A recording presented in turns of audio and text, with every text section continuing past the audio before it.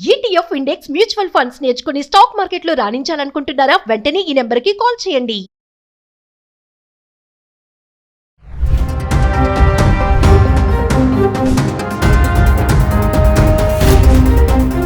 Hi hello నమస్తే, welcome back to Suman TV. Present మనతో పాటు ఉన్నారు chairman of national security studies UGC centre for human security studies founder and executive director Kanneganti Ramesh Babu గారు. నమస్తే sir. నమస్తే నవీన్ గారు. Sir, coming to H1B visa, already Trump H1B visa కాదు చాలా వీసాల పైన కొత్తగా కొన్ని కండిషన్స్ పెట్టాడు.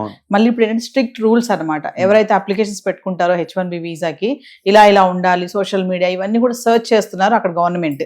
ఎందుకంటారు కొత్తగా మళ్ళీ స్ట్రిక్ట్ రూల్స్ పెట్టడము? అంటే ఇల్లీగల్ ఇమిగ్రెంట్స్ ని అరికట్టడానికేనా? ఎందుకంటే ట్రంప్ ఎప్పుడైతే అధికారంలోకి వచ్చారో ఫస్ట్ పెట్టినటువంటి ఆర్డర్ సైన్ ఏంటంటే ఇదే, ఇల్లీగల్ ఇమిగ్రెంట్స్.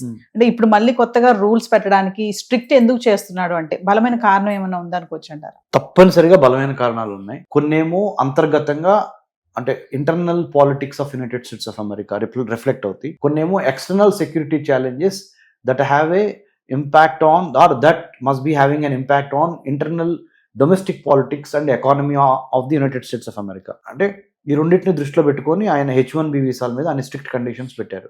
మరి ముఖ్యంగా 2025 జనవరిలో స్టార్ట్ అయిన డొనాల్డ్ ట్రంప్ గారి సెకండ్ టర్మ్ అమెరికా ప్రెసిడెంట్ గా గత 12 నెలల్లో మనం చూసినప్పుడు వ్యాపారంలో చాలా టారిఫ్స్ విషయంలో సుంకాల బాధుడు అంటారు తెలుగులో, ట్రేడ్ టారిఫ్స్, ట్రేడ్ వార్స్ లాగా ఉంది. ఇంకోటి టెక్నాలజీ విషయంలో ఏ టెక్నాలజీని ఏ దేశానికి ఇవ్వాలి, ఏ దేశానికి ఇవ్వకూడదు, ఇంటలెక్చువల్ ప్రాపర్టీ రైట్స్ ఇష్యూస్లో.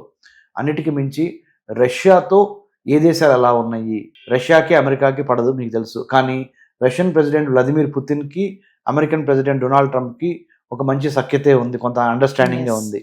రీసెంట్గా వ్లాదిమిర్ పుతిన్ కూడా భారతదేశం వచ్చి మన ప్రధానమంత్రి మోడీ గారిని కలవటం, ఇవి కూడా ట్రంప్ అండ్ టీమ్ చాలా వాచ్ఫుల్గా అబ్జర్వ్ చేశారు. వాళ్ళు కూడా అబ్జర్వ్ చేసి చివరికి నేను చెప్పేది ఏంటంటే H1B వీసాల మీద రిస్ట్రిక్షన్స్ ఎందుకు అంటే, మళ్ళీ చెప్తున్నాను నేను, అమెరికన్ గవర్నమెంట్లో అధికారంలో ఉన్న పార్టీ ఏంటి? Republican party. రిపబ్లికన్ పార్టీ నుంచి నామినేట్ అయ్యి రిపబ్లికన్ పార్టీ నుంచి ప్రెసిడెంట్ అయిన Donald Trump let's make America great again అనే నిదానంతో వచ్చారు. మనం కూడా మేక్ ఇన్ ఇండియా అంటున్నాం, స్టాండప్ ఇండియా అంటున్నాం, మనం కూడా వికసిత్ భారత్ 2047 అంటున్నాం.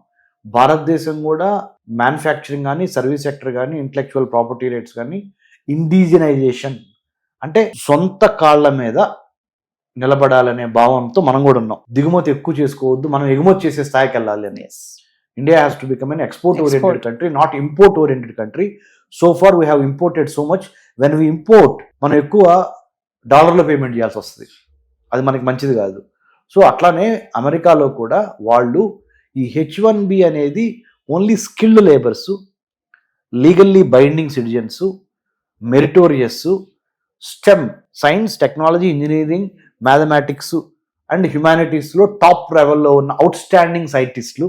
ఓకే, వీసాలో రకాలు ఉన్నాయి, F1 అని, M టైప్ అని, F1 టైపు, H1B, ఇలా రకరకాలు ఉన్నాయి. ఈ రకరకాల వీసాలు అన్నిటి మీద ఆయన రిస్ట్రిక్షన్స్ ఎందుకు పెడుతున్నాడంటే, అమెరికాలో క్వాలిటీని మాత్రమే ఎంటర్టైన్ చేయాలి, క్వాంటిటీ కాదు.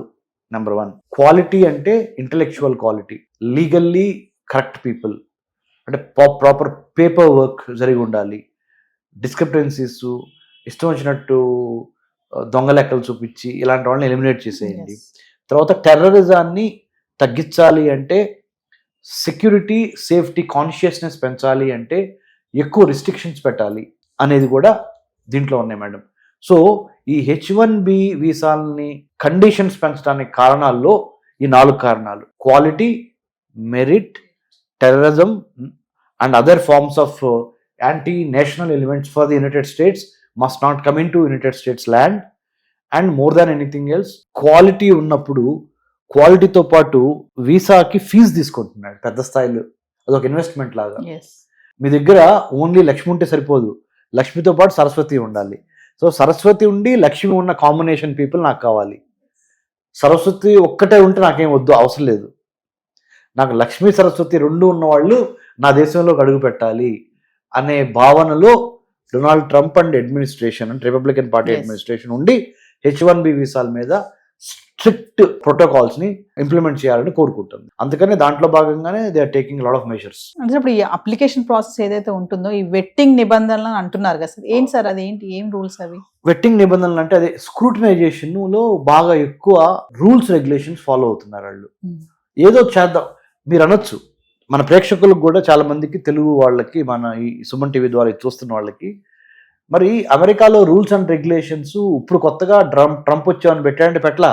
ఈ rules and regulations democratic party అంటే ఇంత ముందులో ఉన్న జో బైడెన్, అంత ముందులో ఉన్న బరాక్ ఒబామా, అంతకు ముందులో ఉన్న ఎవరున్నా కానీ వాళ్ళందరూ అంటే బిల్ క్లింటన్ దగ్గర నుంచి చూద్దాం 2000 సంవత్సరం నుంచి 2025 వరకు అమెరికాలో డెమోక్రటిక్ పార్టీ కొన్నాళ్ళు రూల్ చేసింది, కొన్నాళ్ళు రిపబ్లికన్ పార్టీ రూల్ చేసింది. రిపబ్లికన్ పార్టీలో ప్రముఖులు ఎవరు? George bush senior, George bush junior and మన డొనాల్డ్ ట్రంప్ రిపబ్లికన్ పార్టీలో. డెమోక్రటిక్ పార్టీలో పేరు తెచ్చుకున్న వాళ్ళు ఎవరు? బరాక్ ఒబామా, మన జో బైడెన్, సో అంతమంది హిలరీ క్లింటన్, బిల్ క్లింటన్ వాళ్ళ మిసెస్. సో వీళ్ళు ప్రముఖమైన వీళ్ళు డెమోక్రటిక్ పార్టీ.